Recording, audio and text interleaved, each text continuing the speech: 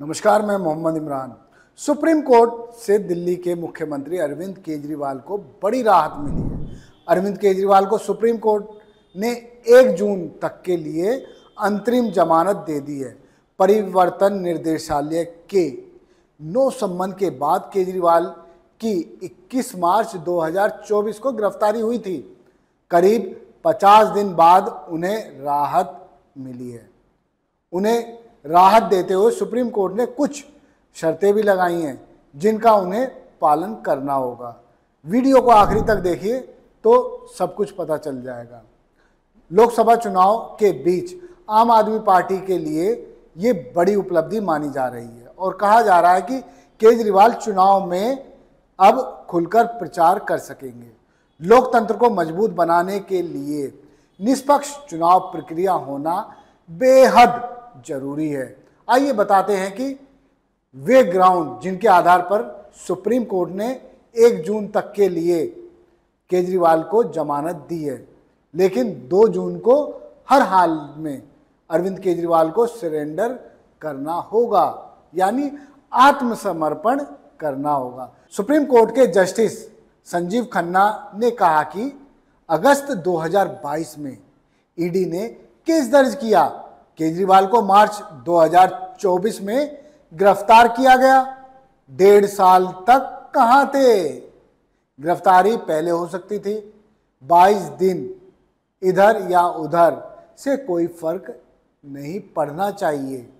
Supreme court ने कहा कि गिरफ्तारी के खिलाफ केजरीवाल की याचिका पर बहस अगले सप्ताह भी जारी रहेगी। 20 मई से शुरू होने वाली गर्मी की छुट्टियों से पहले याचिका पर फैसला सुनाना भी संभव हो सकता है। ईडी की तरफ से जमानत का विरोध भी किया गया। ईडी का कहना था कि चुनाव प्रचार जमानत का आधार नहीं हो सकता क्योंकि ये कोई मौलिक या कानूनी अधिकार नहीं है। ईडी ने यह भी कहा कि जमानत देने से गलत मिसाल कायम होगी। खैर, केजरीवाल के जेल से बाहर आने का रास्ता पूरी तरह साफ हो चुका है। आम आदमी पार्टी के नेता और कार्यकर्ताओं ने रोड शो की शक्ल में केजरीवाल को तिहाड़ जेल से रिसीव किया और उनके घर छोड़ा।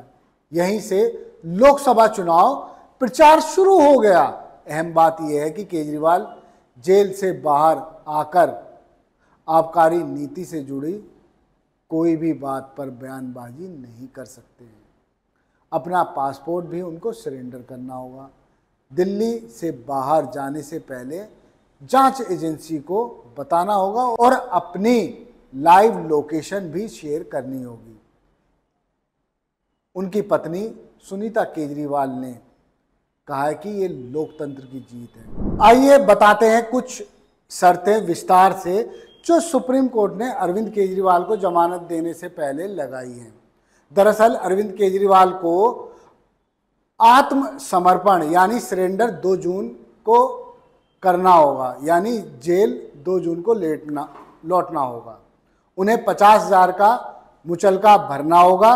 केजरीवाल आबकारी नीति से जुड़े मनी लॉन्ड्रिंग मामले में अपनी भूमिका पर कोई टिप्पणी नहीं कर सकेंगे। उसके अलावा किसी भी सरकारी फाइल पर हस्ताक्षर भी नहीं करेंगे जब तक उपराज्यपाल की मंजूरी ना मिल जाए। केजरीवाल मुख्यमंत्री कार्यालय और दिल्ली सचिवालय भी नहीं जा पाएंगे। ये किसी भी गवाह से बातचीत या संपर्क नहीं कर सकेंगे। यदि ऐसा वो करते हैं तो इसको सुप्रीम कोर्ट की शर्तों का उल्लंघन माना जाएगा। लगातार आम आदमी पार्टी सुप्रीम कोर्ट के फैसले पर उत्साहित दिख रही है।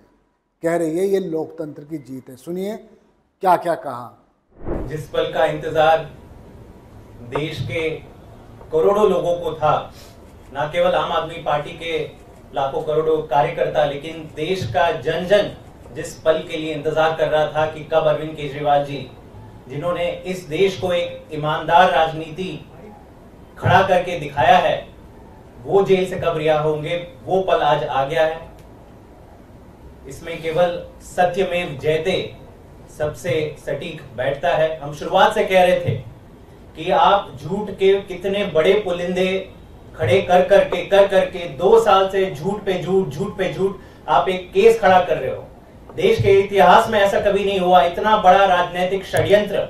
एक नई पार्टी जिसको भाजपा खुद कहती है सुपारी जितनी पार्टी, लेकिन देश की सभी संस्थाएं, सीबीआई, ईडी, आईटी, सब कुछ आम आदमी पार्टी के पीछे आपने छोड़ दिया। और यह भी देखने को पहली बार मिला देश में कि चुनाव घोषित होने के बाद एक नेशनल पार्टी के मुखिया को, कन्वीनर को आपने कैसे जेल के अंदर डाल डाला। और भाजपा लगातार कहती है कि नहीं जी, कानून व्यवस्था पर विश्वास रखिए। तो आज जो हम पहले से कहते आ रहे हैं कि हमें देश की कानून व्यवस्था पर पूरा विश्वास है, और आज जो फैसला सुप्रीम कोर्ट ने दिया है वो बहुत बड़ा ऐतिहासिक फैसला है। ये संकेत है कि कहीं ना कहीं देश के लोकतंत्र के साथ खिलवाड़ हो रहा है। और अब जितना समय ये 2024 के चुनाव में रह गए हैं, मुझे लगता है सही मायने में आज से 2024 का लोकसभा चुनाव शुरू होगा। और देश की जनता, जहां आम आदमी पार्टी भी नहीं खड़ी रह रही है लेकिन इंडिया गठबंधन का प्रत्याशी खड़ा हो रहा है, देश की जनता अब जाग जाएगी और इंडिया गठबंधन को विजयी बनाएगी।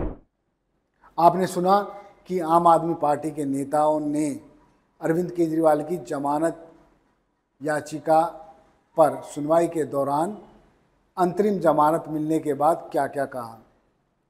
क्या आप जानते हैं इस जमानत के क्या मायने हैं? चलिए अब मैं बताता हूं आपको।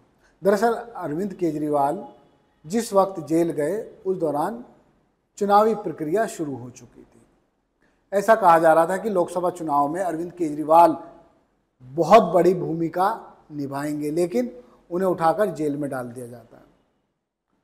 अब उनको जेल में रहने की सहानुभूति मिलेगी या नहीं, ये तो खैर जिस वक्त मतगणना होगी तभी पता चलेगा। लेकिन इतना ज़रूर है कि लोगों में अरविंद केजरीवाल की गिरफ्तारी के बाद तरह तरह की चर्चाएं शुरू हो गई। लोग कह रहे थे कि ये गिरफ्तारी नहीं बल्कि एक व्यक्ति का मुंह बंद करना है।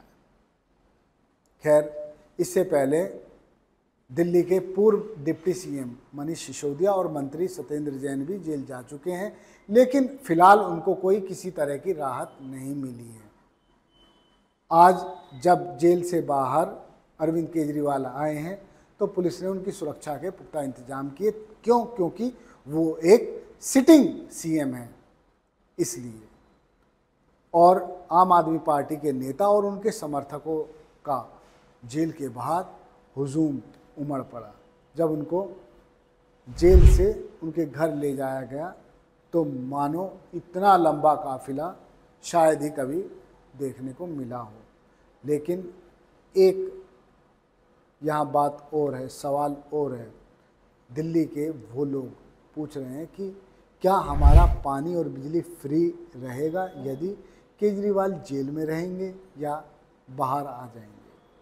दरअसल भाजपा इस सवाल को लेकर लगातार डिफेंड कर रही है, लोगों के बीच जा रही है, कह रही है कि बिजली और पानी जिस तरह से आपको फ्री मिलता रहा है ठीक वैसे ही मिलता रहेगा। खैर, लोगों को विश्वास दिलाना एक अपने आप में बड़ी चुनौती है। अब केजरीवाल बाहर आ चुके हैं। लोकसभा चुनाव के प्रचार में एक अलग सी जान देखने को मिलने वाली है। दिल्ली में लोकसभा की 7 सीटें हैं। 7 में से 3 सीटों पर कांग्रेस है और 4 सीटों पर आम आदमी पार्टी है। और टक्कर है भाजपा के उम्मीदवारों से।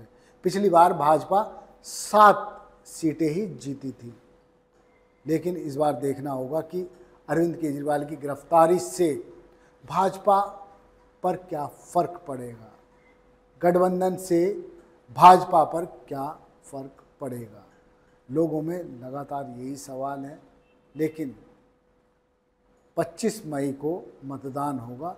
कोर्ट ने भी कहा है कि वोटिंग चुनाव पूरा हो जाएगा। इसी वजह से कोर्ट ने 2 जून का समय दिया है सरेंडर करने के लिए। धन्यवाद। आप देखते रहिए जय हिंद जनाब चैनल को लाइक और सब्सक्राइब करना ना भूलें। जय हिंद।